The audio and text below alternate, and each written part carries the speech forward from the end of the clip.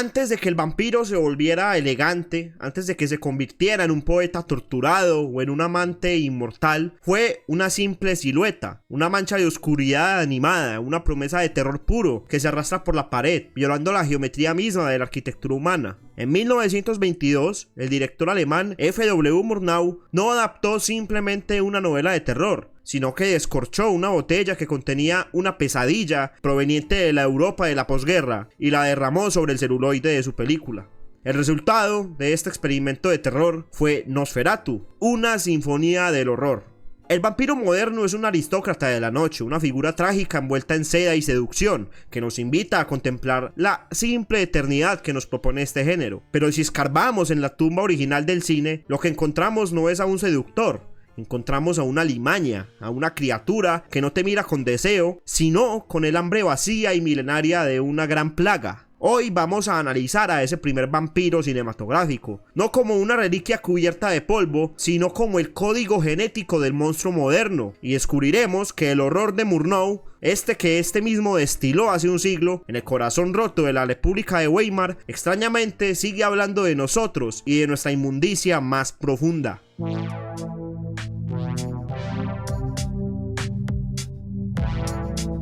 Así que por ahora, olviden el romance gótico. La idea central de este video es que Nosferatu es un manifiesto del miedo puro, una obra que articula el horror en tres ejes fundamentales que definen al monstruo arquetípico de este tipo de historias. Primero, exploraremos al Conde Orlok como la encarnación del miedo biológico, el miedo a la plaga y a la corrupción del cuerpo. Segundo, lo analizaremos como un espejo del miedo social a lo extranjero y a la desintegración de la comunidad alemana de la época. Y tercero, finalmente, lo veremos como la representación del miedo filosófico a la total derrota de la razón humana frente a las fuerzas irracionales del universo. Veremos cómo el director Murnau usó el lenguaje visual revolucionario para construir esta triple amenaza, creando no solo a un personaje, sino también a la plantilla de todo horror que vendría después. Tengamos en cuenta que estamos en el año 1922 con una Alemania totalmente en ruinas, las cuales no eran solo físicas, sino también morales.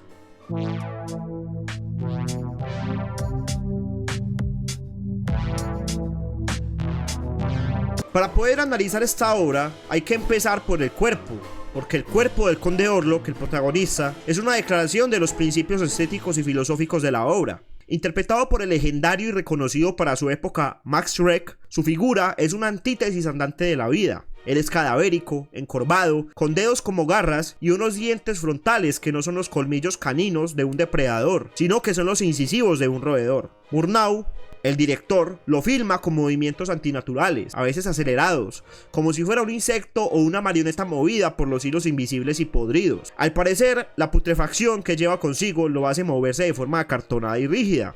El director deliberadamente nos niega cualquier posibilidad de empatía o atracción. El Conde Orlok no es un ángel caído o un héroe derrotado, en realidad es un cadáver ambulante, una figura que parece supurar la humedad y la enfermedad de su tumba. Y esa lección lo conecta con el miedo más visceral de todos, la epidemia. Este personaje viaja con ataúdes llenos de tierra profanada, la misma tierra que según el folclore de la época transportaba la peste negra. Viene acompañado de plagas de ratas, el vehículo histórico de la enfermedad. En este caso, su llegada a la próspera ciudad burguesa de Wisborg no trae un romance oscuro o una idílica historia de amor, sino que trae una ola de muertes inexplicables que los médicos, con toda su ciencia moderna, no pueden hacer más que diagnosticar como la plaga. Aquí es donde la filosofía nos da una palabra casi perfecta para todo esto, nos da el concepto de lo abyecto. En este caso, la teórica Julia Kristeva hablaba de lo abyecto no simplemente como el mal, sino como aquello que nos produce un horror primordial porque amenaza con disolver las fronteras de nuestra propia identidad. Es lo que no es ni sujeto ni objeto, ni vivo ni muerto. Es aquello que perturba la identidad, el sistema o el orden, al no respetar los límites o las leyes establecidas. Es el cadáver, la herida abierta, la podredumbre. Orlok, en este caso, es la encarnación del concepto de abyección. Es la propia abyección hecha cine, ya que él no está vivo pero camina, él no es humano pero tiene una inteligencia maligna, él no es animal pero se comporta como una bestia. Por eso nuestro pavor no es moral, sino que es algo más visceral. Él nos aterroriza porque su sola presencia nos recuerda que nuestra salud, nuestro orden y nuestra propia identidad son constructos sociales frágiles y que siempre hay algo al otro lado de la frontera esperando para poder disolverlos.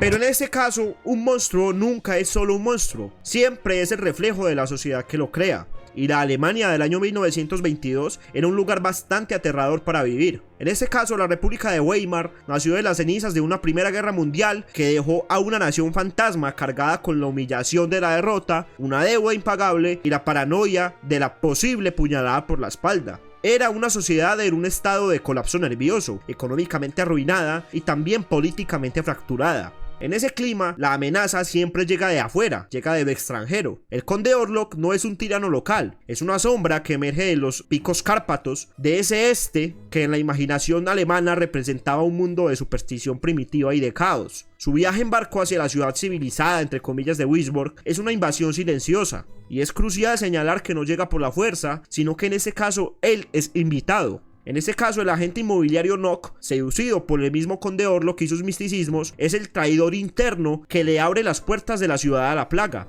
Orlok llega como un inversor extranjero, pero en realidad él es uno de los agentes de la corrupción que busca devorar la sociedad desde adentro. En este caso fue el gran crítico Siegfried Kracauer quien propuso que el cine de Weimar, de la República de Weimar, era una sesión de psicoanálisis nacional, una ventana al subconsciente colectivo de un pueblo totalmente traumatizado por su pasado. Y Nosferatu, en este caso, es su pesadilla más lúcida. La película es una destilación del miedo a lo extranjero, de la paranoia de que la influencia externa, diferente e incomprensible, fuera la causa de la decadencia interna. Orlok es el chivo expiatorio perfecto, es el inmigrante monstruoso que trae consigo no solo una enfermedad del cuerpo, sino que también trae consigo una enfermedad del alma social, enfrentando la frágil racionalidad de la ciudad con el poder antiguo y corruptor de lo irracional.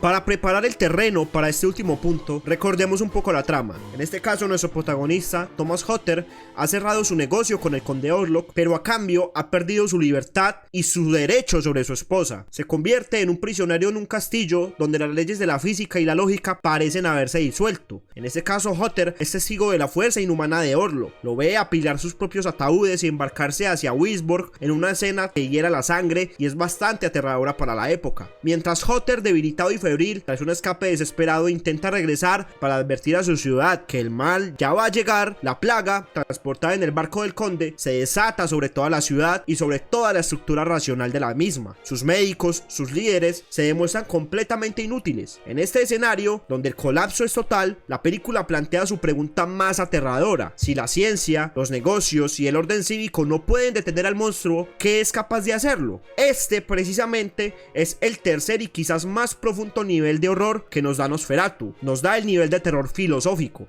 La película es un relato sobre la absoluta impotencia de la razón moderna frente a las fuerzas primordiales. Hutter, el protagonista, es la viva imagen de la arrogancia moderna. Es un hombre de negocios que cree que el mundo se puede empaquetar en un contrato y explicarlo con lógica. Cuando viaja a los Cárpatos y los aldeanos le advierten con terror sobre el mundo del castillo, él sonríe con suficiencia y arrogancia de quien escucha cuentos de niños. Pero en este caso su mundo racional se hace totalmente añicos. Orlok no puede ser razonado, no puede ser sobornado, no puede ser demandado.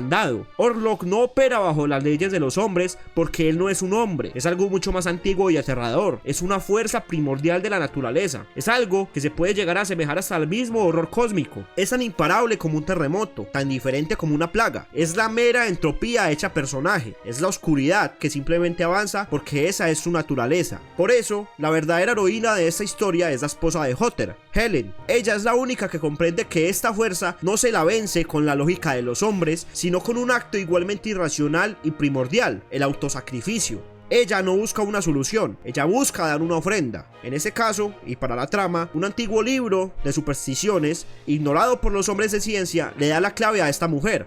En este caso le dice que una mujer de corazón puro debe ofrecer su sangre voluntariamente para distraer al monstruo hasta que cante el gallo, hasta que la luz del sol, otra fuerza natural, lo aniquile. En este caso, la ciencia de los médicos fracasa, la lógica de los negocios fracasa. Solo un acto de fe pura, un regreso a la sabiduría de la superstición, puede restaurar el orden. La conclusión del director es aterradora y también muy moderna para la época. Esta enseñanza nos dice que frente a los horrores más primarios, nuestra razón es una herramienta frágil e insuficiente.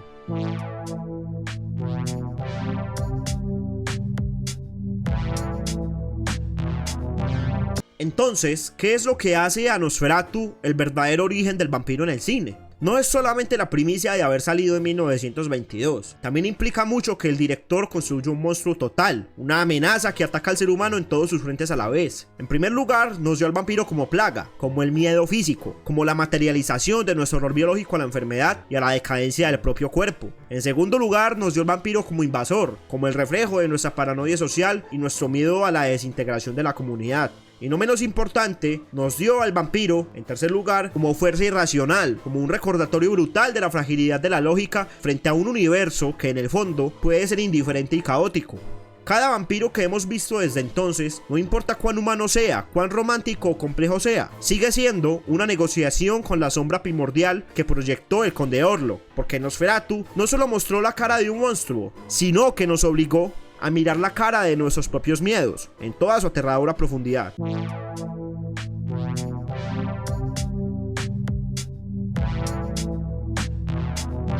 Y bueno, querido espectador, sin más dilación, muchas gracias por acompañarme en este viaje a los orígenes del horror. Si este análisis te ha gustado, te invito a dejar un like para apoyar el canal, compártelo con cualquier amante del cine y el terror y suscríbete para no perder las próximas exploraciones. En el análisis sobre el cine de Weimar y el subconsciente social, hallamos fuentes que están profundamente influenciadas por el trabajo de Siegfried Kracauer, y también la idea del monstruo como aquello que perturba el orden y nos causa repulsión, se nutre mucho de la teoría de lo abyecto de la filósofa Julia Kristeva. Sin más dilación, nos vemos en el próximo video y hasta entonces sigue viendo cine.